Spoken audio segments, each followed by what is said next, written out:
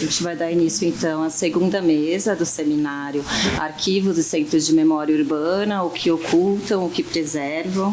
Esse é um seminário organizado pelo Centro de Memória Urbana da Unifesp, o CEMURB, em parceria com a Maria Antônia, aqui da USP. E eu queria agradecer, né, meu nome é Thaís, eu sou pesquisadora do CEMURB, queria agradecer a presença do Sátiro, do Guilherme, da Maria Silvia, e a presença de vocês que estão aqui para a gente seguir com a conversa, né, que a gente começou de manhã. Na primeira mesa, a gente teve como tema, hoje cedo, experiências invisibilizadas e disputas pela memória, e o tema dessa segunda mesa é história local e cidade global, temporalidades, conflitos e confluências. Então, é uma mesa que vai contar com a participação da Maria Silvia Duarte Hadler, do Centro de Memória da Unicamp, o Guilherme Machado Nunes, do Centro de Documentação e Memória da Unesp, e o Sátiro Ferreira Nunes, do Arquivo Municipal de São Paulo. Então, tudo bem a gente seguir a fala nessa mesma ordem? A Maria Silvia, que é a primeira que vai falar, né? Ela vai apresentar uma fala chamada História Local, Pesquisa e Extensão no Centro de Memória da Unicamp. A Maria Silvia é bacharel e licenciada em Ciências Sociais pela Unicamp, mestre em Ciência Política e doutora em Educação também pela Unicamp, e atualmente ela é pesquisadora do Centro de Memória Urbana Centro de Memória da Unicamp. O Guilherme Machado, ele vai ter a fala dele tem o título Local e o Global em Acervos Pessoais, considerações sobre fundos e coleções de movimentos sociais do CEDEM, Unesp. O Guilherme ele é licenciado, mestre e doutor em História pela Universidade Federal do Rio Grande do Sul e atualmente ele atua como historiógrafo no Centro de Documentação e Memória da Unesp. E o Sátiro, ele vai apresentar uma fala sobre a evolução urbana de São Paulo no acervo do Arquivo Municipal. O Sátiro é mestre em Educação pela Universidade Estácio de Sá, ele se graduou em Arquivologia pela Universidade Federal Fluminense e atualmente ele ocupa a função de coordenador da equipe do Acervo Permanente do Arquivo Histórico Municipal de São Paulo. Então, para quem chegou agora, eu vi que algumas pessoas não estavam de manhã, a gente tem uma lista de presença lá na frente e tem um livrinho com a programação e o resumo das falas aqui na mesa. Então, eu vou passar a palavra, então, para Maria Silvia. Sim, aí a gente volta para lá para não atrapalhar aqui a imagem.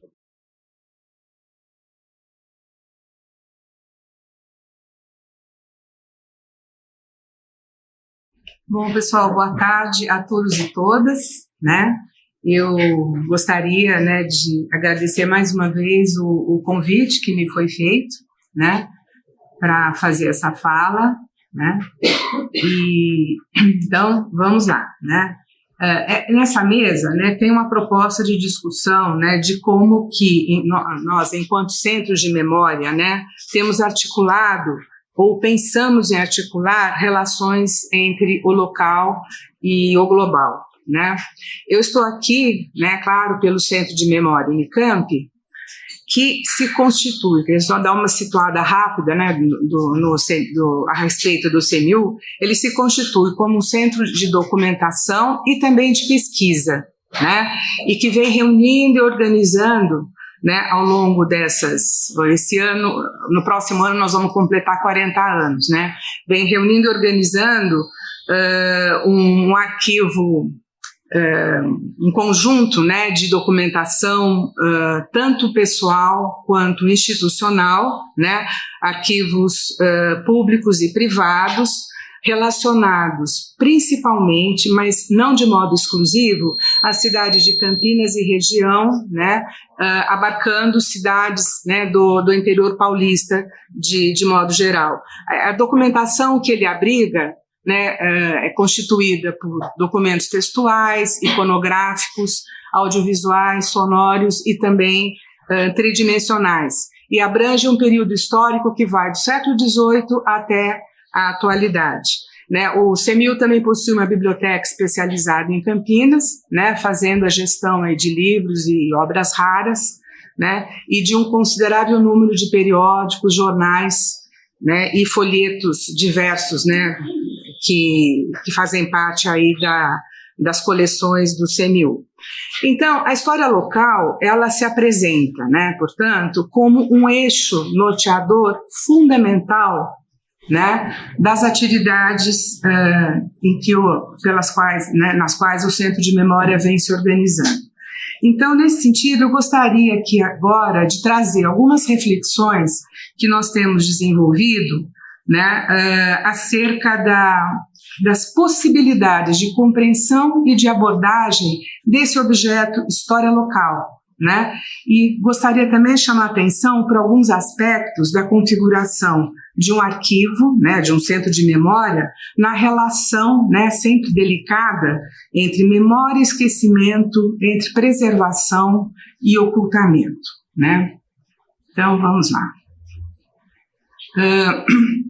Vou fazer aqui, tentar fazer um rápido percurso, né, do que eu estou chamando de percurso de uma problematização, né? A história local, é claro, ela tem sido objeto de estudo há muitas décadas, né? A gente verifica isso pelos diversos centros de memória e arquivos públicos e privados voltados para estudos locais e regionais, tanto no Brasil quanto na Europa, nos Estados Unidos, quer dizer, ou seja, há um tempo, né, que isso vem sendo objeto de estudo e discussão. Em geral, a história local tem sido compreendida como investigação de acontecimentos, né, ou objetos circunscritos a determinado espaço localizado, seja um bairro, uma cidade, uma fábrica, uma escola, né?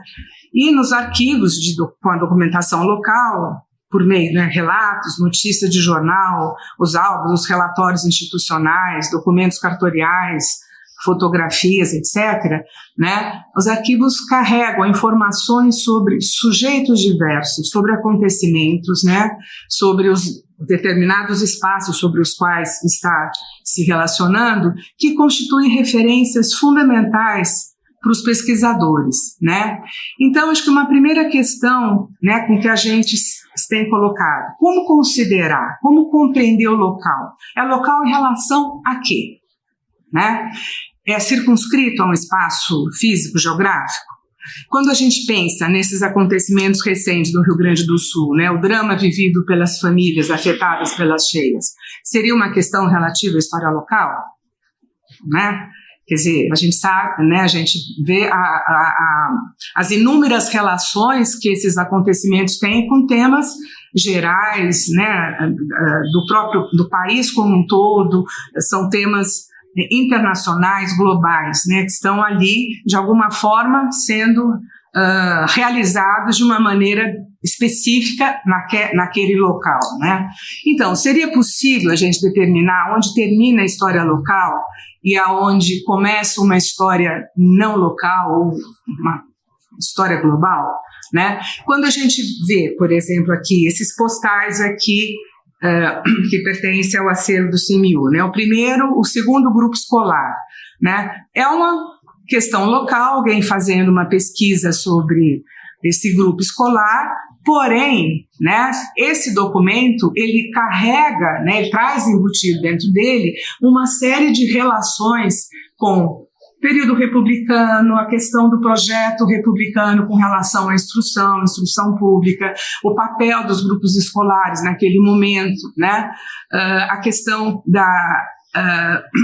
de uma modernização dos equipamentos urbanos, né, que é um processo que está ocorrendo não só em Campinas, mas em várias localidades do país, né? Se a gente vai para esse outro documento, né, dos anos 60, pega uma avenida importante em Campinas, São Francisco Glicério, né, não é só um retrato daquele momento da avenida, né, com os vários fuscas, né, caracterizando aí os anos 60 e aparecendo sempre muitas fotos desse período, mas também traz embutida toda uma discussão sobre intervenções urbanas, plano de urbanismo, modificações da área urbana, processos que não acontecem apenas na cidade nessas décadas de 50 e 60, mas a gente sabe, né, que são contemporâneos de várias outras cidades brasileiras, né, e remetem a uma discussão mais ampla sobre o avanço da modernidade em várias áreas urbanas, né, não só no país, como em outros lugares também, né. Então, eu acho que é importante também, a gente acabou se deparando com a necessidade também de estar discutindo a respeito de algumas visões, né, e abordagem da história local que a gente considera que é necessário problematizar, né, elaborar alguns questionamentos. Seja, por exemplo, quando você está trabalhando com a história de um bar, de uma escola, de uma fábrica, né, algo do gênero, né, como histórias que sejam diferenciadas de grandes fatos, de grandes acontecimentos, né, sem ultrapassar aqueles limites geográficos propriamente, né? Ou então a história local aparece em alguns trabalhos compreendida como acontecimentos próximos ao pesquisador ou ao professor que está ministrando aula, trabalhando com história local em sala de aula, né? Ou então uma visão que também não deixa de ser reducionista, de entender a história local que ela é apreendida apenas pela memória, né? Então, ou então ainda, né, a história local vista como extensão de uma história nacional, como um desdobramento de uma história maior em dimensões reduzidas, né? Então, acho que é importante, né, pontuar que a história local, claramente, ela se relaciona com o que a gente poderia chamar de uma história nacional, mas ela não é a consequência do que teria, direta, né, do que teria ocorrido numa história nacional. O que a gente tem discutido e acha importante, ela guarda, ao mesmo tempo, uma relação de proximidade com o que a gente poderia chamar de história nacional, mas também um certo distanciamento, né? Quando a gente está falando de local, se aproxima da noção de lugar, né? Lugar do quê? De sociabilidades, né? De vivência de diferentes sujeitos, um lugar que é configurado por relações de poder, cenários de interesses diversos, de conflitos, né? Lugar de afetos, né? E aí acho que é interessante remarcar isso aqui, né? O local condensa relações complexas que se entrecruzam com questões, sejam nacionais, globais, transnacionais, né? E aí é o importante, né? História local não é uma história pequena, como a gente às vezes escuta, né? Não é uma história pequena, não é uma história menor, né? E aí uma coisa que eu gosto de assinalar, acho importante, é a importância das indagações dos pesquisadores e pesquisadoras em relação a documentos preservados em arquivos e com os quais estão trabalhando, né? Isso que é fundamental, né? É a maneira como os pesquisadores vão interrogar aqueles documentos, que mobilizam relações entre diversos conjuntos documentais, interrelações com outros locais, né? Eu acho que a importância aí da figura do pesquisador e, claro, do arquivista também, que está lidando com esses documentos, organizando, classificando, né? Que vai mobilizando as possibilidades de interrelações que esses documentos possam aí apresentar. E aí, rapidamente, eu acho que é importante a gente assinalar que no campo da historiografia, né, tem havido um movimento de reflexão importante, né, a gente pode dizer até desde o finalzinho dos anos 20, 30, né, com a atuação do Zanar, né, e um pouco depois com a chamada história social inglesa, que tem feito, né, desenvolvido reflexões importantes no sentido assim, de valorização de estudos regionais, locais, né, estudos mais particularizados. A gente destaca aí, né, acho que eu não preciso me alongar nisso, Lucian Febvre e Marc Bloch, né, que estimularam, né, com seus trabalhos a superação de limites entre disciplinas, né, aproximando a história da geografia humana, né, trazendo contribuições da demografia, da história econômica e algumas vezes mais tarde, depois a psicanálise também é convocada também para trazer as suas contribuições, né? E eu gostaria de lembrar aqui, na história social inglesa, quando eles vão incorporando nas suas pesquisas estudos relativos a trabalhadores rurais, trabalhadores urbanos, né? Elaborando aqueles questionamentos importantes que foram feitos em relação àquelas explicações muito totalizantes, muito genéricas, que que acabavam, né, generalizando explicações históricas em relação às várias regiões de um país, por exemplo, como se não houvesse dissonâncias, né? ou algumas rupturas, né? Então, os trabalhos do Thompson, do Christopher Hill, do Rafael Samuel, acho que são indicativos nesse sentido, né? Então, nessa movimentação de reflexão teórica e metodológica que vem acontecendo, as categorias de espaço e lugar vão sendo reconceituadas, vão sendo ressignificadas, aprofundadas e ampliadas na sua abrangência também, incorporando aí, né, claro, conteúdos diversos referentes tanto à atuação individual quanto coletiva de diferentes sujeitos, né? E acho que também é legal a gente se lembrar das reflexões do Michel de Certeau, né, quando ele fala do reconhecimento do sentido problematizador das experiências particulares, né, quando ele aponta para as zonas silenciosas na dinâmica das relações sociais, né, quando ele nos conclama para observar as diversas situações do cotidiano das cidades, né.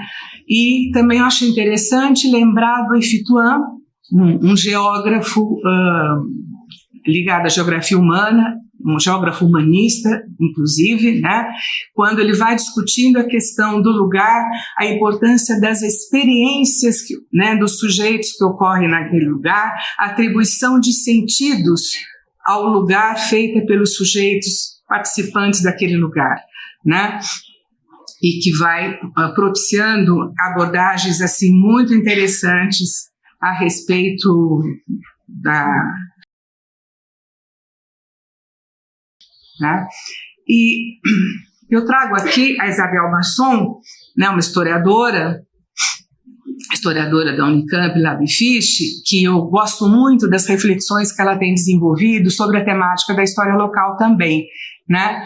Ela coloca, né, que esta movimentação toda teórica, né, de pensar espaço e lugar vai iluminar as experiências particularizadas, né, fossem elas regiões, comunidades rurais e também emergindo mais significativamente as cidades, né.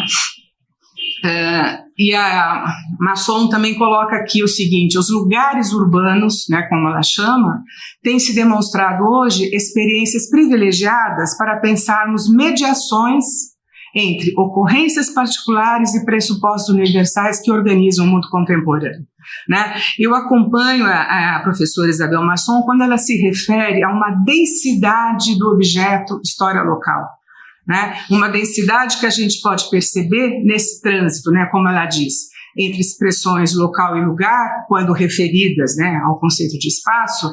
E aí eu acho, eu gosto dessa maneira dela colocar, né, o lugar como um amálgama de experiências, né, experiências em que estão imbricadas social, o político, a cultura, as representações e as afetividades, né.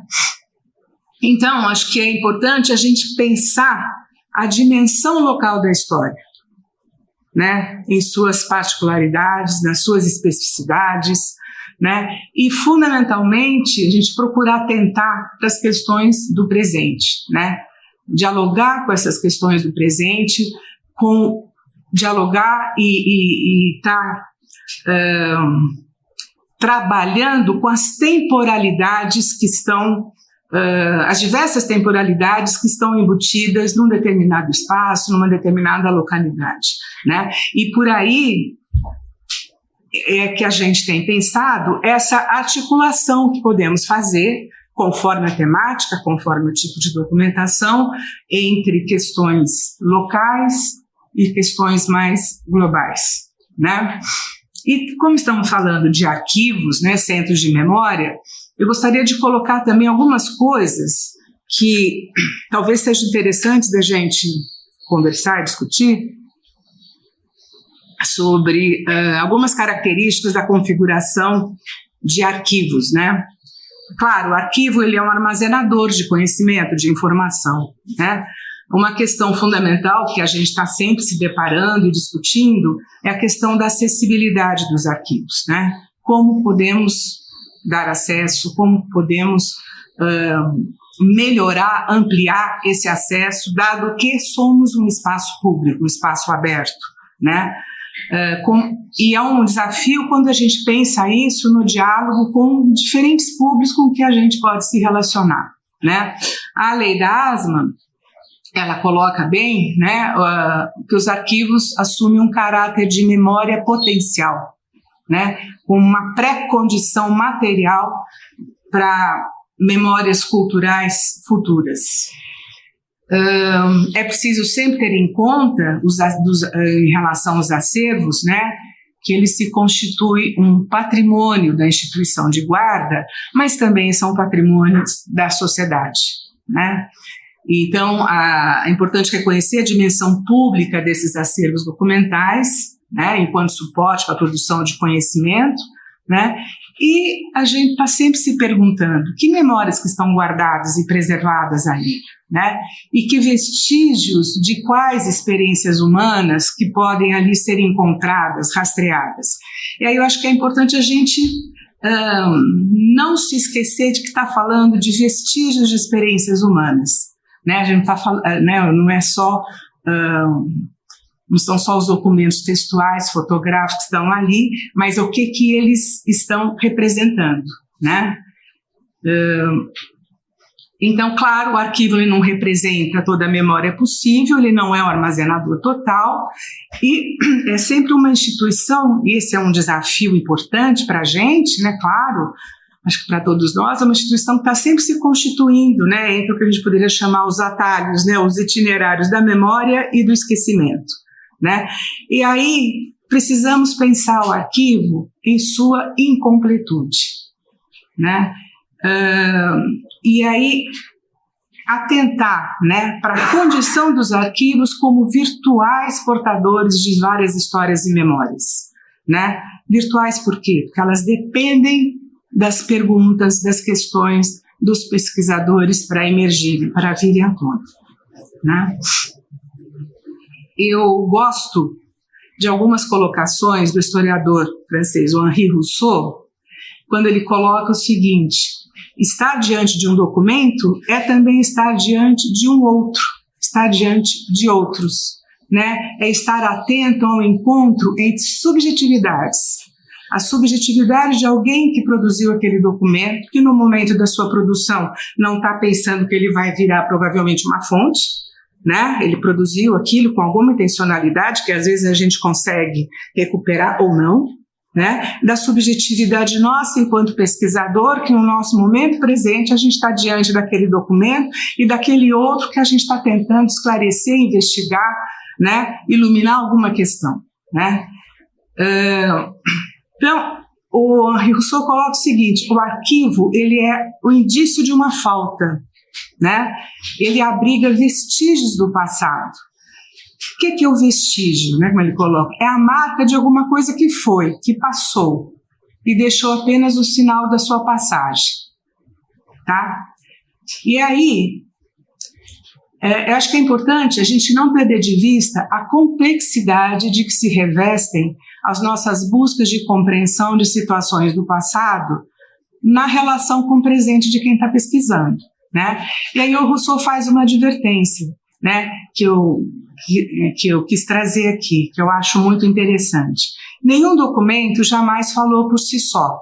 Este é, sem dúvida, o clichê mais difícil de combater e o mais difundido, né? Isso a gente percebe, né? Muitas, às vezes, abordagens do documento, tá ali, está escrito no documento, tá lá, tá dado. Não é assim, né? Existe um abismo entre aquilo que o autor de um documento pode ou quis dizer, a realidade que esse documento exprime e a interpretação que os historiadores que se sucederão em sua leitura farão mais tarde.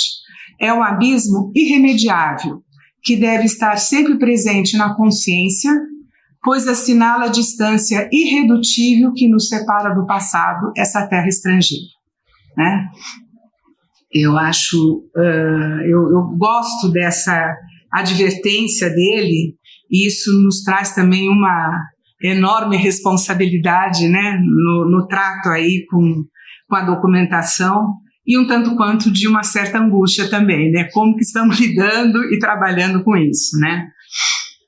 E, bom, aí eu tenho algum tempinho ainda, eu estou já estourando. Hã? Tem o quê? Tem ou já passei 5?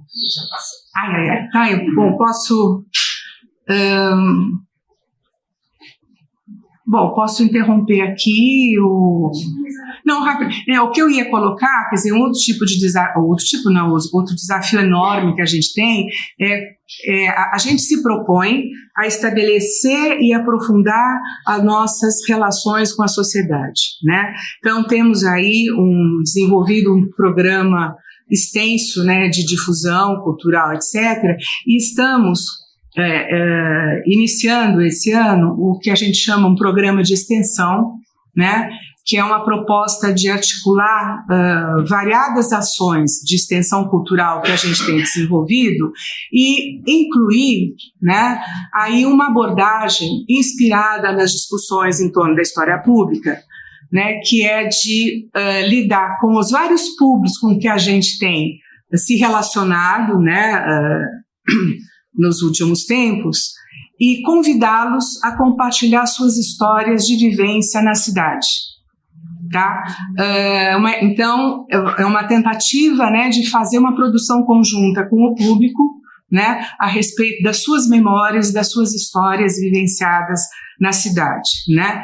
E aí, outro destaque que eu iria colocar, alguns projetos de extensão que eu tenho coordenado, com escolas públicas ali de Campinas, né? Trabalhando de uma maneira que a gente pretende e que está acontecendo de fato, de forma bastante interativa, dialógica, fundamentalmente com os professores dos anos iniciais de educação básica, trabalhando com eles temáticas da história local, as várias possibilidades, né, de se trabalhar com história local, com crianças dessa idade, né, trabalhando a questão da memória, do patrimônio cultural, trabalhando com noção de documento, né? São professores que não têm formação específica, né? Então, daí a importância dessa discussão que a gente tem feito com eles. E nessa discussão, ela está sendo sempre atravessada pela preocupação em se trabalhar relações de pertencimento, de alteridade, de respeito às diferenças e à diversidade social e cultural nos espaços públicos, né? Que é uma demanda dessas escolas, no sentido assim, de que eles sentem os alunos muito deslocalizados, né? Sem muitas referências de pertencimento, e então a gente está tentando, junto com a abordagem da história local e da memória, das memórias, né, dessas pessoas, e tentando fortalecer, né, esse tipo de relação dos alunos, né, pensando nos patrimônios, não só os instituídos, oficiais, né, mas patrimônios da localidade em que eles vivem, lugares que eles consideram importantes, trazendo um movimento de valorização, né, para eles se sentirem também se reconhecendo como sujeitos que importam, né, na história da cidade. Bom, gente, acho que é isso. Aqui eram apenas algumas fotos de trabalhos que a gente estava fazendo com os alunos, e aí fico à disposição aí para qualquer outro esclarecimento. Obrigada aí, e desculpa por ter extrapolado aí o tempo.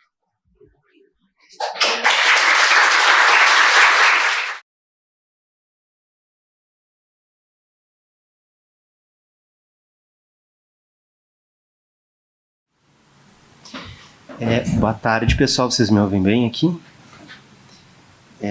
Primeiro, agradecer o convite, parabenizar a organização. Muito legal ficar sabendo desse monte de iniciativa que está acontecendo, né? E às vezes é um pouco mais distante, como Campinas, mas às vezes é muito perto de onde a gente trabalha e a gente não faz ideia. Quem aqui é da Unesp, que nem eu, tem isso muito presente, porque às vezes, como a nossa maior qualidade é estar por todo o estado, é também o nosso maior defeito, assim, porque a gente não sabe o que acontece na nossa própria instituição. Então, sempre que tem esse tipo de... tem esse momento para ter esses encontros, eu acho muito proveitoso. Então, queria saudar de novo a iniciativa. Deixa eu botar o meu cronômetro aqui para não me perder muito. Eu sou o Guilherme, então, como diz a programação. Eu trabalho no CEDEM faz 1 ano, porém a minha relação com o centro ela é bem anterior, assim, desde o meu mestrado, doutorado também, eu fui muitas vezes utilizar a documentação. Então essa minha fala ela é um pouco assim de alguém que esteve e está dos 2 lados do balcão, assim, né? E para quem não sabe, só falando muito rapidamente, no CEDEM nós temos 2 linhas de acervo. E, bem grosso modo, é uma meio que para consumo externo e uma para consumo interno. A gente tem a linha de memória da universidade, que quem estava aqui de manhã, a nossa coordenadora Maria mencionou um pouco, que foi um projeto da professora Ana Maria Martínez Correia, que, enfim, trata da memória, da formação da Unesp, que é uma universidade razoavelmente jovem, enfim. Então, as unidades, né, os diferentes campos, às vezes nos solicitam algum material, alguma coisa, algum auxílio. E a outra linha é de movimentos sociais, que é de consumo externo, né? A gente tem muito material, a gente já recebe muita gente, muitos pesquisadores, a gente colabora com exposições, enfim, a partir do nosso material sobre movimentos sociais, partidos políticos, sindicatos, movimento operário. Então, a partir dessa segunda linha, que vai ser a minha fala hoje, que eu acho que tem mais a ver com o que a gente está tentando discutir aqui nessa mesa, eu vou seguir o meu texto para não me perder tanto no tempo. Ele vai ter alguns pontos muito de contato, inclusive com quem a fala que me antecedeu tratou. A primeira parte vai ser um pouco mais teórica, e aí depois eu vou entrando em questões mais de dia a dia, de arquivo, e que eu acho que algumas pessoas aqui vão se identificar, vão achar que isso é um problema também. Então, só para ter um geral, assim. Em um texto clássico do início dos anos 1970 e traduzido para o português em 88, o Pierre Goubert definiu a história local como aquela que diga respeito a uma ou poucas aldeias, a uma cidade pequena ou média, ou a uma área geográfica que não seja maior do que uma unidade provincial, como o county em inglês. Nesse mesmo texto, o historiador francês aponta para a década de 70 do século passado como um momento de renovado interesse pela história social, como a gente acabou de ver, o que contribuiu para a emergência de uma série de estudos que, cito aqui, tinham um interesse tão grande em corpos e mentes de muitos quanto nos planos universais e reflexões profundas de poucos. Tão preocupada com a história do pão, do óleo e do vinho, quanto com a história dos estatutos corporativos e regras militares. Entretanto, uma história que pretenda dar conta de todos os aspectos da vida humana, em todas as classes, encontra de início um obstáculo muito grande, né, que são os números. A partir de então, uma série de monografias locais surgiram e contestaram ideias que eram tidas como gerais ou como globais, e que se estabeleceram como sendo a norma. Para começar a trazer a conversa um pouco para o CEDEM, em termos temáticos aqui, eu gostaria de fazer referência a um texto bem importante de uma conterrânea minha, professora aposentada da Federal do Rio Grande do Sul, a Silvia Petersen, que em 95 escreveu um texto bem provocativo chamado Cruzando Fronteiras, as pesquisas regionais e a história operária brasileira. No texto, a autora aponta como as pesquisas sobre o movimento operário brasileiro surgiram em São Paulo e no Rio de Janeiro, né, por causa de financiamento, programas de pós-graduação, etc., etc., etc., e que justamente por isso se debruçaram sobre esses locais. No entanto, adverte a autora, houve uma tendência dos autores a estenderem ao Brasil o que na verdade correspondeu ao centro do país. Em outras palavras, o que era também um estudo regional, embora indubitavelmente da região política e econômica hegemônica do Brasil, ganhou uma dimensão nacional ou global. Rio de Janeiro e São Paulo foram constituídos como centros definidores de sentido para a história operária do Brasil. E não só, né, mas vamos seguir no tema aqui. Então, os estudos sobre o movimento operário, isso era muito comum, assim. A classe operária no Brasil era no Brás, né? Anarquismo brasileiro era no centro de São Paulo. E nem eu e nem a Silvia Petersen, a gente está menosprezando esses estudos, tá? Longe disso. A gente só está dizendo que o local, o global, o nacional, depende de onde se fala. Ao adentrar na seara local e repercutir uma série de trabalhos que tentaram dar conta de realidades diferentes, Petersen faz uma afirmação provocativa, cito aqui. Por parte dos próprios autores locais, certas tentativas de incorporação das contribuições ou características de fatos e situações fora do centro são formas inconscientes de reafirmar a dominação e as exclusões. Nesse caso, o regional é incorporado reafirmando seu status de periferia e de inferioridade, né? Quer dizer, a classe operária se comporta assim, porque em São Paulo é assim, mas em Salvador foi diferente. Sempre tem a régua é aquela ali. A partir dos anos 90, ocorreu uma supraprodução de histórias locais, retomando novamente o Pierre Goubert, que para ele acarretou em 3 desvantagens. Primeiro, que é difícil encontrar, sintetizar todas essas informações. Segundo, que muitas vezes elas eram feitas por historiadores ou historiadoras inexperientes, com prazo batendo, a gente sabe como funciona, então nem sempre era de grandíssima qualidade. E, por fim, como que a gente vai definir o que é local, o que é global, o que tem significado local, o que tem significado global. Para tentar dar conta dessa questão, eu particularmente gosto de recorrer à microhistória. A variação de escala, especialmente o uso da escala micro, é muito comum nos estudos do movimento operário, tanto os clássicos quanto os mais recentes. Às vezes, esse uso ele nem é tão explicitado assim, ele acaba sendo usado até meio de forma quase inconsciente, quando a gente vai ver algum estudo sobre um sindicato de uma região, a trajetória de um grupo, a trajetória de algum militante e tal. Mas quando esse tipo de estudos é realizado, quase sempre o que se busca é, a partir de situações específicas ou de situações que a gente pensa que são excepcionais, lançar questões que vão ser gerais ou generalizáveis, como propõe o Giovanni Levi.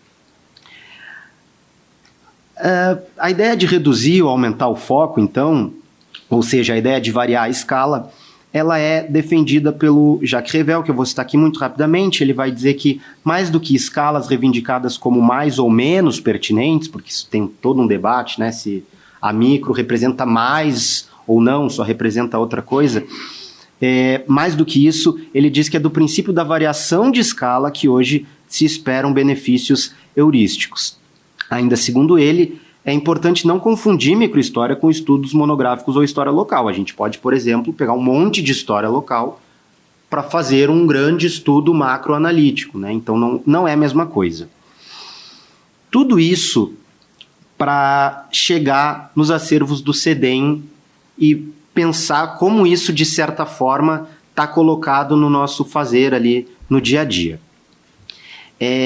Nos acervos do CEDEM, essa tensão está posta constantemente, ainda mais por se tratar fundamentalmente de arquivos e acervos pessoais. A documentação de um tradutor cearense, por exemplo, ela é história local?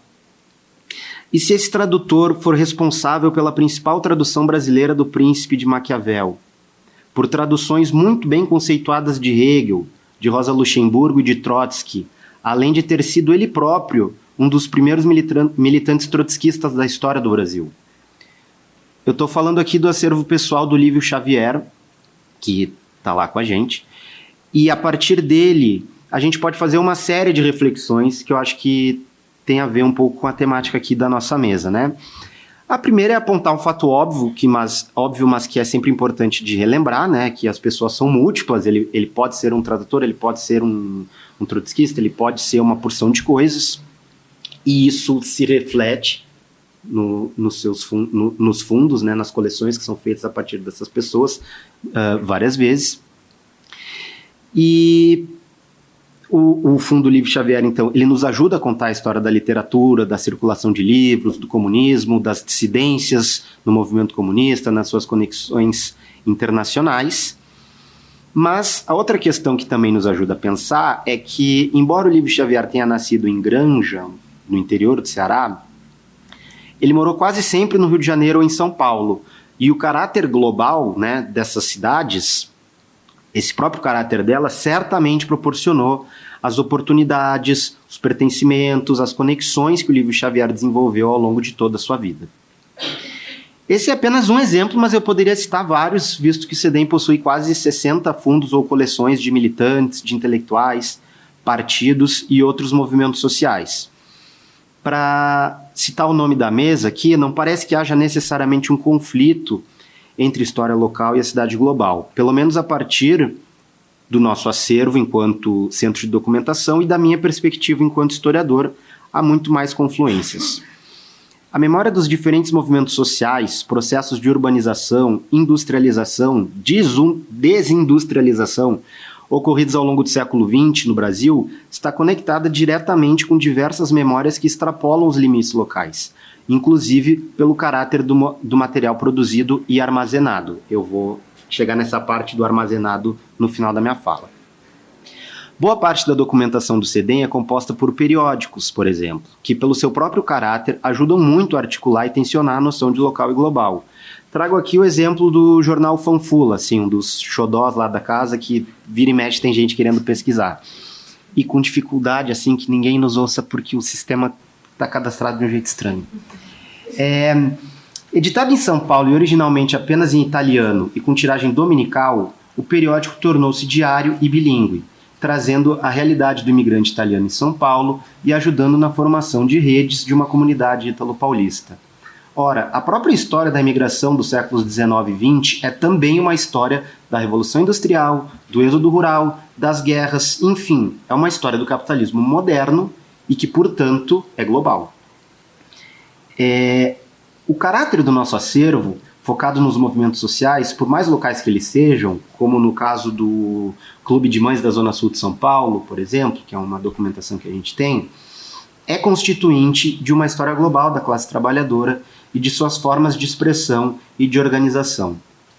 A partir dessas perspectivas teóricas e da minha experiência, enfim, com o material do CEDEM, me parece que o mais importante são os objetivos e os usos que nós fazemos das fontes. Isso é mais importante do que a fonte em si na hora da gente discutir o que é local e o que é global. Percebam como eu estou só tangenciando, né? Porque ao mesmo tempo que isso ajuda a resolver, entre muitas aspas, essa tensão, isso engendra um novo impasse para o Centro de Documentação e Memória. Se depende de quem vai consultar, o que a gente guarda? O que a gente não guarda? O que a gente descarta? Como é que isso impacta a nossa política de aquisição? Atualmente, a nossa política de aquisição ali no CEDEM está muito atrelada a uma questão que eu imagino que seja comum a todas as instituições que estão aqui presentes e que apareceu na mesa de manhã, que é o espaço físico. Mas vamos fazer de conta por um minuto aqui que isso não é um problema. Digamos que o espaço físico não é um problema. Como é que a gente vai resolver isso? E eu já adianto que eu não sei, tá? Eu vou só compartilhar as minhas angústias. Como que a gente vai definir o que fica e o que sai? No caso do CEDEM, sob o guarda-chuva movimentos sociais, a gente baliza o tipo de documentação que a gente recebe e, como mencionado anteriormente, isso vai desde o que a gente poderia chamar de uma história local, como no caso do Clube de Mães da Zona Sul de São Paulo, até arquivos da Internacional Comunista, assim, sei lá, o exemplo mais global que eu consigo imaginar aqui. O CEDEM mantém algumas diretrizes claras em relação à sua política de desenvolvimento de coleções e aquisição de acervos, como no caso da seção Diretrizes Gerais para a Formação do Acervo, que está na nossa política de 2015 disponível no site. Vou fazer uma leitura bem dinâmica só para exemplificar um pouco. Diz a nossa política nessa seção. Qualquer que seja o acervo a ser adquirido, além da importância histórica, perfil da documentação, o CEDEM deve avaliar, através de manifestação técnica escrita de sua equipe, os custos, tamanho, estado de conservação, capacidade de armazenamento, ameaça de perda, destruição ou venda, consequência do deslocamento do acervo, existência de instituição regional que também reivindique a guarda desse material e eventuais prejuízos ou danos que podem advir desse deslocamento. Ou seja, uma forma de tangenciar essa questão difícil, assim, de antemão, já para se resguardar, se apoiar em questões mais técnicas e de logística mesmo, né? Quanto custa? Cabe? Está muito avariado? A gente tem condição técnica de receber esse material? Tem outra instituição capaz e interessada em receber esse acervo, né? Quer dizer, será que o movimento estudantil de, sei lá, Bauru, será que não tem uma instituição em Bauru que pode receber esse material? Então, tudo isso é discutido antes da gente aceitar. Somente depois de resolvidos esses problemas, a gente vai ingressar na seção que chama Critérios Gerais para a Seleção do Acervo. E ali nos deparamos com 5 pontos: autoridade, relevância, contribuição potencial, condições físicas e custo. Tirando os 2 últimos pontos, condições físicas e custo, enfim a gente começa a adentrar na arena pantanosa da subjetividade. Mesmo sendo um arquivo de movimentos sociais, especializado nos de baixo, por excelência, é sempre tentador reproduzir práticas historiográficas do século XIX e privilegiar acervos de grandes líderes nacionais, grandes dirigentes sindicais e assim por diante, né? Quer dizer, é de um partido marginal, mas é do líder do partido marginal. É da deputada do Partido dos Trabalhadores. É do editor do periódico anarquista, né? Então, grandes dirigentes sindicais e assim por diante. Fundos e coleções de militantes de base, de organizações pequenas, de organizações localizadas, de populações historicamente marginalizadas, são certamente a minoria sob a nossa salvaguarda, apesar de ter, tá? Assim como materiais originários de fora das grandes capitais brasileiras. Mas é aí que a história da sociologia, da arquivologia, da historiografia, talvez até da psicologia, se juntem. Porque entre os de baixo, costuma ser os de cima que acumulam, que guardam, que arquivam a sua vida, a sua militância, né? Os aspectos da sua atuação. Fosse pela posição que eles ocupavam, pela formação que eles tiveram, pelas próprias características que levaram essas pessoas a ocupar esses lugares importantes, né, esse status de liderança, são eles e são elas que costumam ser quem possui, quem armazena um material capaz de compor um fundo ou uma coleção num centro de documentação. Então, quanto a isso, não tem muito mais o que fazer. Claro que sempre tem o que fazer, mas quando a gente recebe esse material, normalmente já é de alguma liderança. Portanto, me encaminhando aqui para o final, quando pensamos na história de um acervo, a gente precisa levar em conta as condições que proporcionaram a sua formação e a sua salvaguarda, né? Quer dizer, uma história do acervo, uma historiografia dos acervos.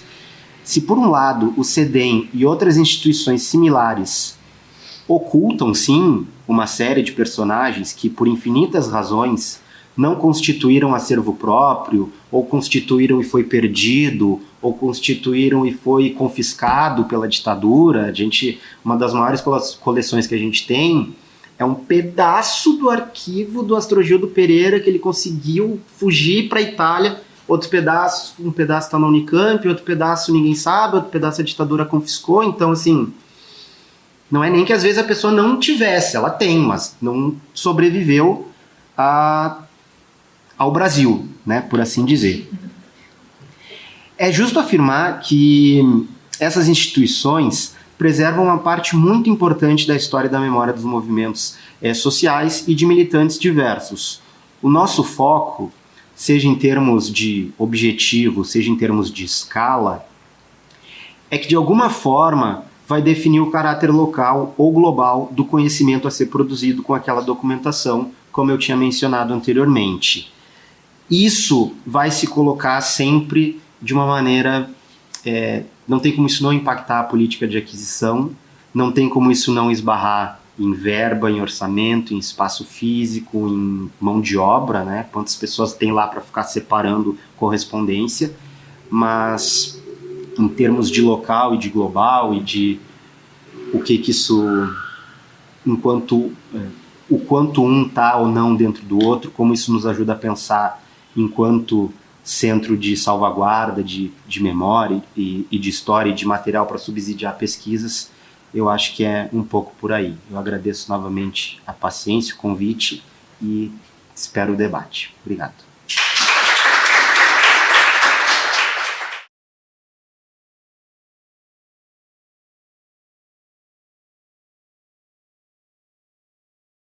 Boa tarde a todos. Meu nome é Sátiro, eu sou supervisor de supervisor de acervos permanentes do Arquivo Histórico Municipal. E nesse viés a gente está começando um projeto de readequação e reposicionamento do arquivo. Entrou não? Como é que eu posso, quando se coloca aqui? Só um instante, por favor. Na pastinha. Aqui. Aqui não tá bem. Sim, desculpa.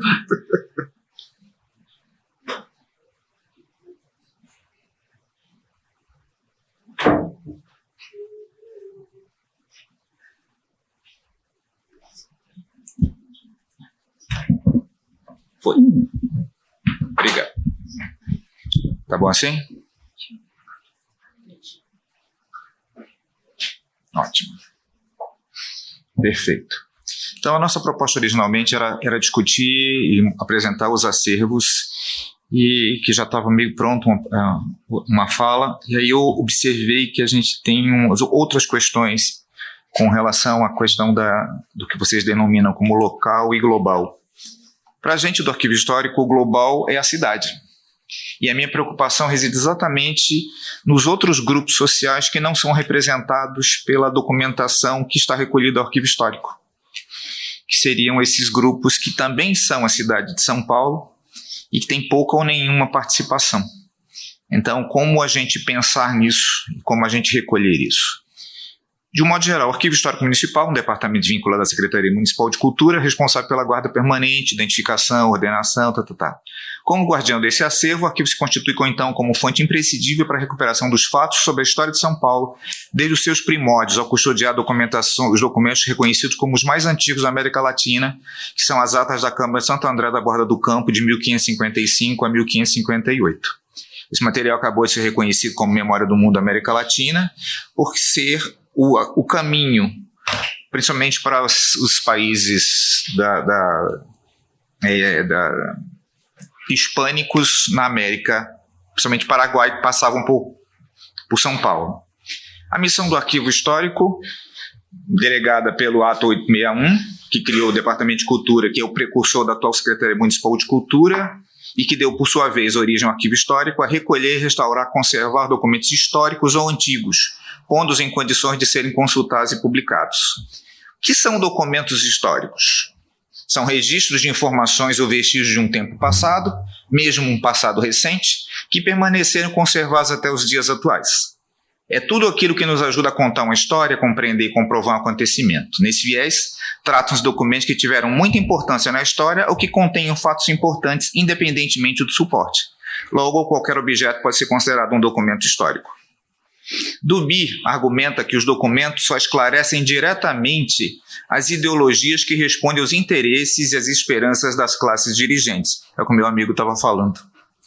Porque esses grupos detêm os meios de construir objetos culturais que não sejam efêmeros e cujos vestígios prestam-se à análise histórica, ao infiltrarem-se em todas as formas de expressões, imporem-se aos poucos através dos jogos dos sistemas educacionais e de informações e pelo efeito do fascínio que naturalmente exerce, através dos modos e da atitude das elites sociais sobre os estratos que esses meios sociais dominam. Por isso que a gente tem mais documento dos grandes expoentes e muito pouco das classes mais baixas. E Lopes e Galvão afirmam, então, que história, em princípio, é um saber inútil do ponto de vista pragmático, pois se não trazem lições para a compreensão do presente, tem, no entanto, contribuído para que entendamos um pouco mais, juntamente com outras formas de explicação da realidade, o que o presente nos coloca como um problema. Chartier, tratando do ofício do historiador, argumenta que toda história, qualquer que seja ela, é sempre uma narrativa organizada com base em figuras e fórmulas e que o propósito do historiador é, afinal, a construção histórica. Então, a gente parte do princípio que é uma construção histórica, que a documentação e que, em si, aquilo que se escreve de história é uma representação. Afinal de contas, a gente já disse, documento não conta a história, quem conta a história é o historiador. Documento é a fonte, é o registro efetivo do fato administrativo, no meu caso, do arquivo histórico, por ser uma documentação pública. Mas então, essa função, esse conceito positivista do documento como fonte inesgotável do saber e da verdade, isso não existe. A gente sabe muito bem e cada geração vai recompondo e recontando a partir dos mesmos documentos. Se levarmos em consideração que um documento em um arquivo é como uma pecinha colorida no mosaico, e que eu posso reorganizar esse mosaico de várias formas e traçar novas imagens sempre com o mesmo documento, e que o que vai aglutinar essas pedrinhas dentro de uma composição que eu estou formando é o meu ponto de vista, é a minha ideologia, é o meu olhar, é aquilo que eu quero contar e aquilo que eu quero esconder. Então, a história em si é uma representação de um conjunto, de um segmento da sociedade em um determinado momento. Né? Não seja por isso que a gente há pouco tempo estávamos discutindo desde Galileu Galilei se a Terra era plana ou não. Não se retornar a esse ponto, eu acho que é quase que um despropósito, mas não é isso? E as pessoas aglutinaram fatos, que eu não sei como, e construíram essa nova narrativa. E é esse que é o grande problema. O que é que os arquivos, e a minha preocupação nesse ponto específico dos que é global e do que é local é isso. Como é que a gente pode trazer de volta, como é que a gente pode trazer aos arquivos a história desses segmentos que compõem essa cidade. São Paulo é vamos dizer, uma ciranda de milhões de pessoas e de milhões de grupos e contando milhões de histórias. A gente ainda tem uma grande dificuldade de tratar isso. A gente tenta outras formas, mas a gente sabe que não é o ofício e não é a direção do Arquivo Histórico Municipal. O Histórico Municipal foi constituído para contar e recontar, ou para, pelo menos, preservar a documentação produzida pelo Estado, no caso, o município. E aí é que a gente coloca os nossos desafios. A gente abre, sim, outras possibilidades de ofertar ao usuário pesquisador a documentação da forma mais dinâmica possível, dentro de um contexto consagrado de princípios e de formas e normas que tentam trazer essas informações mais palatáveis ao usuário. Mas é difícil. Então, nesse viés de trazer um pouco da história mais palatável, a gente acabou de lançar o Guia de Fundos e Coleções. Está no site do Arquivo Histórico, e que é essa capa dessa forma, e que eu sugiro que, se vocês quiserem olhar, estamos abertos a críticas e sugestões. O projeto é, basicamente, você descrever todos os fundos dentro das normas da Nobrades ADG, trazendo a história do fundo, como é que ele entrou no arquivo, qual a quantidade, os metros lineares que ele compõe, de que forma ele está organizado e como é que ele pode ser acessível. É sintético, é só especificamente isso. Uma vez que a gente consegue fazer isso, a gente consegue fazer de outra forma. A partir do momento que a gente identifica que conjuntos documentais são mais acessíveis ou são mais utilizáveis, a gente começa a difundir essa informação através de instrumentos de pesquisa em PDF. Porque nesse momento a gente não tem uma base de dados. A gente está pleiteando a base Atom, mas isso ainda é uma dificuldade. Então a gente faz os instrumentos e aí começa a descrever. Às vezes a gente só tem daquele instrumento a relação de recolhimento, às vezes nem isso. Então a gente vai no depósito e relaciona o que está escrito no espelho da caixa. Pelo menos é uma primeira abordagem, porque até pouco tempo atrás a gente não tinha nem isso, né? A gente precisava ainda do arquivista, da pessoa que estava na sala de consultas da Tomico, né? Que é o instrumento vivo da sala de consultas, que não está mais lá, porque a gente tirou ela para poder ela nos ajudar a fazer outras coisas, e colocar esses instrumentos disponíveis. Eu sei que o trabalho na sala de consultas e o trabalho na mediação com o usuário é muito complicado. Eu fui chefe da sala de consulta do Arquivo Nacional durante 20 anos. E eu era móvel e utensílio até eu descobrir que não dava para ser desse jeito. E aí eu saí da sala de consultas e fui para a documentação do Poder Executivo. E ali tudo que eu reclamava que não tinha de instrumento na sala de consultas eu me obriguei a fazer. E aí sim que começou os instrumentos em PDF. Então a nossa proposta é exatamente essa. Os instrumentos, mesmo que os fundos não estejam organizados, você tem minimamente condição de entender o que tem. E a partir daí, você pode fazer as escolhas que você quiser. Como eu estava falando, o documento é uma pedrinha colorida, que você vai compor essa pedrinha dentro do seu mosaico. A nossa função é estabelecer a ponte entre o documento e o usuário. Compete ao usuário fazer as escolhas dele. E uma outra coisa que eu sempre coloco, todas as perguntas, em arquivo a gente tem todas as respostas. O que mudam são as perguntas. Porque o documento é o mesmo. Cada geração vai olhar aquele documento de uma forma, vai perguntar a ele uma coisa, mas a resposta vai ser sempre a mesma, é o documento em si. Os seus olhares e as configurações no universo que você faz é que te dá perguntas diferentes. Isto posto, vamos aos conjuntos documentais que contêm informações sobre urbanização e sobre a ocupação do solo da cidade de São Paulo. Basicamente, o material da Câmara Municipal e da Intendência, e principalmente dos registros que tem sobre aforamento de terrenos, datas de terra, alinhamentos de rua, registro de profissões, contratos de obras, emplacamentos, obras, empregados, legislação, decretos e principalmente as atribuições do Homotacés, que de fato eram os ordenadores das obras nas cidades. Quem trabalha com arquitetura e urbanismo, esse é o caminho. A gente dá pouco acesso a esse material simplesmente porque ninguém pergunta sobre ele.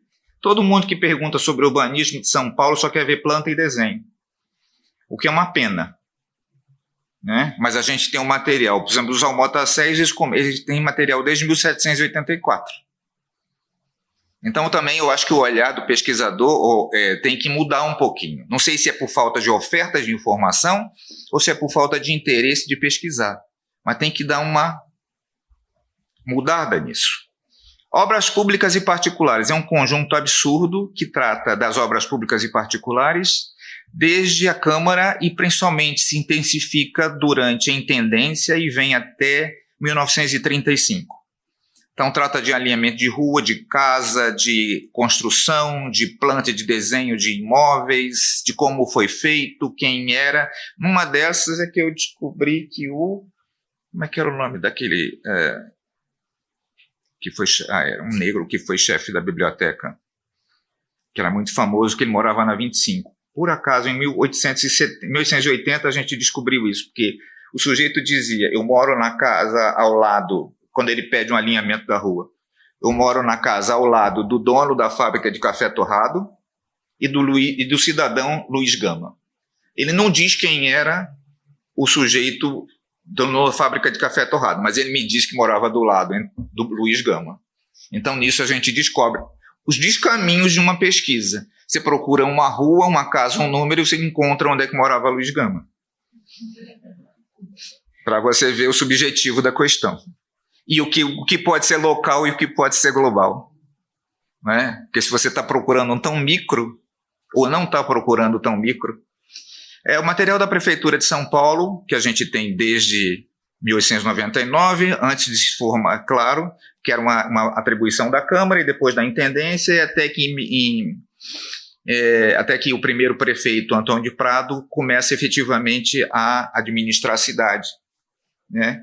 Então, nós temos nesse conjunto processos de legislação, relatórios, alvarás profissionais, e esse é o grande lance dos alvarás profissionais, porque eu consigo mapear quem trabalhava o quê, aonde, quando.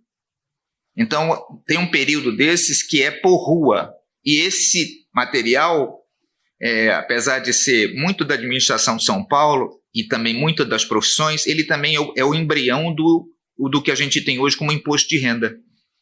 Porque ele ia de rua em rua, número em número, para saber o que é que o sujeito, quem era a pessoa que morava, que profissão ele exercia e quanto é que ele ganhava. E aí cobrava dinheiro em cima dele.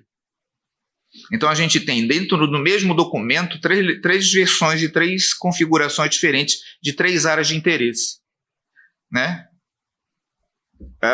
Conjunto documental Sara Brasil. Sara Brasil foi um levantamento aerofotogramétrico que foi feito em São Paulo na década de 20 e que resultou num conjunto de mapas que são importantíssimos e que é a primeira configuração que a gente tem. São Paulo foi a primeira cidade a fazer um levantamento aerofotogramétrico. As fotografias e os mapas já estão no GeoSampa, mas o acervo original está conosco. Outro levantamento, VASP Cruzeiro. São 700 fotografias, 300 mapas e assim por diante. O acervo do Jorge Macedo Vieira, um engenheiro muito importante, que foi objeto da Bienal de Arquitetura de 1992. E exatamente por causa disso ele foi desorganizado completamente e a gente não conseguiu ainda recolocá-lo. A gente está esperando projetos para ver se consegue levantar isso, porque eu acho que a minha equipe não é competente para isso. Eu preciso de arquitetos e engenheiros trabalhando junto, até para poder me dizer o que é cada coisa. A comissão do 4º Centenário de São Paulo, e é muito interessante o material, porque a comissão tinha o objetivo dos festejos da comissão. Então, ele tinha exposições, atividades culturais, e principalmente a construção do Ibirapuera. Hoje a gente está com três demandas da comissão, porque o ano passado a gente escolhemos que íamos fazer e organizar a documentação do centenário, do 4º Centenário. Em janeiro a gente descobriu que entrou no calendário oficial da cidade, do prefeito.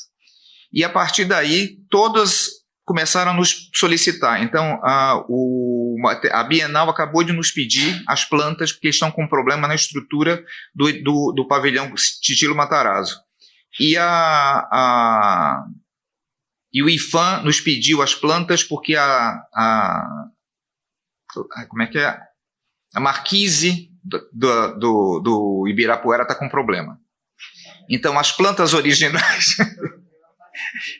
as plantas originais de todos os prédios do Ibirapuera estão no Arquivo Histórico Municipal.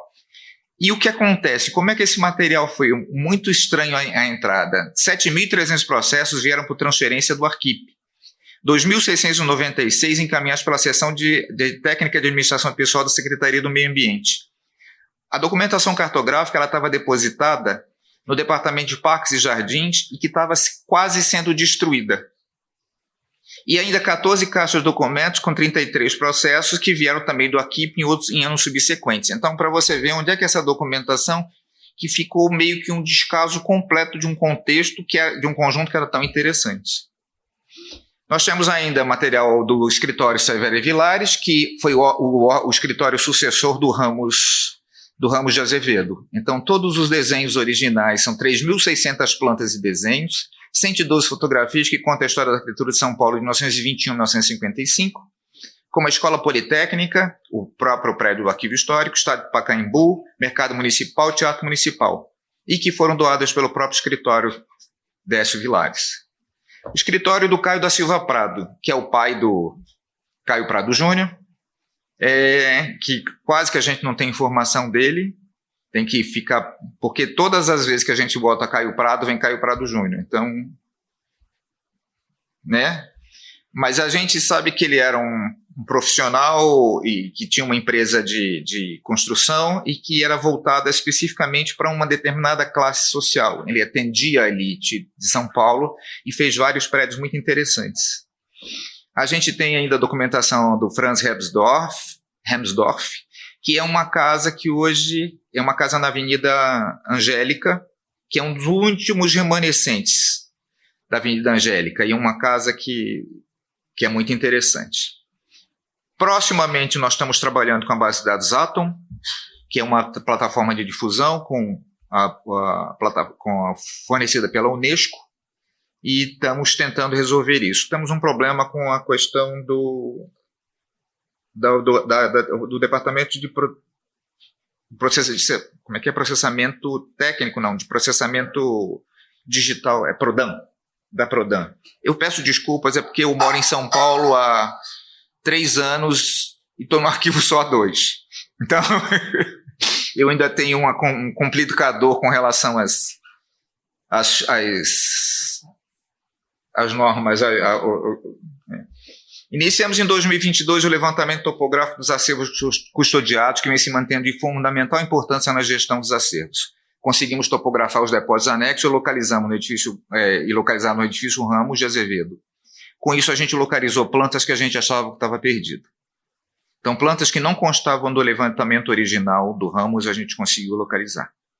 E essa é uma das ferramentas fundamentais. Eu já trabalhei em 3 instituições de arquivo.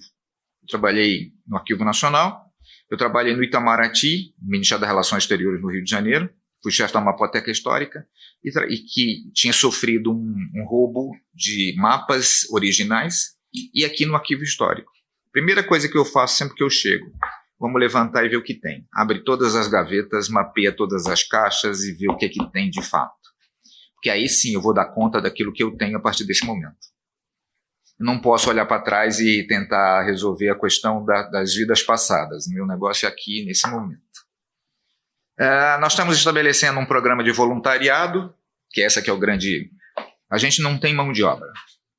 Então, o que eu consegui fazer? Vamos fazer um programa voluntário. Eu sou arquivista de formação, eu tenho uma equipe pequena, que são técnicos, e a gente dá suporte para quem quiser trabalhar com acervos formalmente. Quem quiser conhecer como funciona um acervo, quem quiser conhecer como funciona, como se constrói um instrumento de pesquisa, como se descreve documentação, a gente dá curso. E a gente dá curso. A troca é uma só. Eu quero mão de obra. O tempo que você puder nos disponibilizar para a gente é ótimo. Com isso, a gente já conseguiu fazer 3 fundos privados pequenos. Então, a gente tenta fazer um encantamento. Às vezes funciona, às vezes não funciona. Mas, de um modo geral, está funcionando.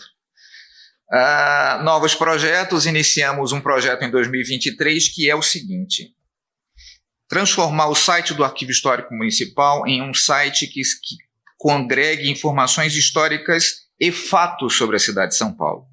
Tinha uma servidora que ela reclamou quando eu comecei a fazer isso, que ela disse: para que a gente vai botar no site a história de São Paulo, dos prefeitos, das gestões, se está tudo no Google?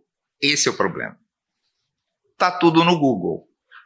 Não está numa fonte confiável. Eu não digo que o Google não é confiável, mas eu digo que o Google não tem um rigor que nós podemos dar. Nós somos uma instituição que cuida e trata da memória da cidade. Então, em princípio, nós temos essa responsabilidade. Então, são muitas coisas que a gente está fazendo ao mesmo tempo. Outras ações. O Arquivo Histórico faz, a partir desse segundo ano, um festival Arquivo Aberto. E ele tem o objetivo de discutir a importância do patrimônio documental para a cidade do presente e do amanhã, aproximando os arquivos da sociedade ao dar visibilidade aos acervos, tornando-os visitáveis e difundidos. Uma das atividades do ano passado foi o passeio que a Paula fez na zona, o percurso das prostitutas, onde naquela região Isso. Que foi muito interessante, que a gente quer ver se consegue repetir esse ano. Ou seja, é um festival que aproxima a população da história da cidade. Então, de trazer o usuário, de trazer o arquivo, porque o grande problema das instituições de arquivo é o que a gente faz para atrair o público. Né? Papel é chato, documento é chato, documento não conta a história.